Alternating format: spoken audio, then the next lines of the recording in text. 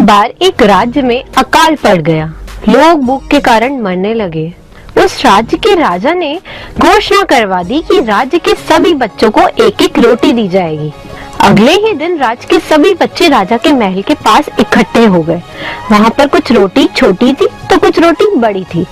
सभी बच्चे बड़ी रोटी पाना चाहते थे, जिसके कारण उनकी आपस में धक्का मुक्की और लड़ाई होने लगी।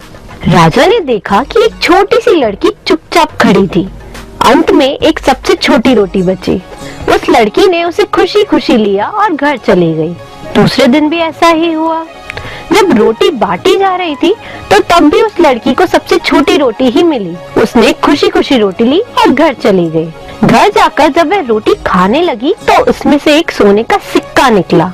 उस लड़की के परिवार वालों ने कहा, ये सोने का सिक्का उस राजा को वापस दे आओ, ये हमारी अमानत नहीं है।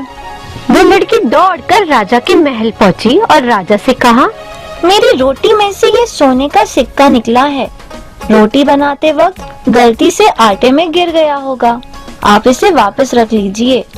राजा उस लड़की की ईमानदारी को देखकर बहुत खुश हुआ। राजा की कोई भी बेटी नहीं थी, इसलिए उसने उस लड़की को गोद ले लिया और उसके परिवार वालों को भी अपने ही महल में रख लिया। इतना ही नहीं, राजा ने कुछ दिनों बाद अपनी सारी की सारी संपत्ति उस लड़की के नाम कर दी। तो दोस्तों, इस कहानी से हमने ये सीखा कि ईमानदारी बड़े लोगों की अच्छाइयों में से एक है। ईमानदारी किसी भी व्यक्ति को अच्छाई के रास्ते पर ले जाती है। ईमानदारी व्यक्ति का मन शांत और स्थिर रहता है, इसलिए ईमानदारी आपको हमेशा बड़ा बनाए रखेगी।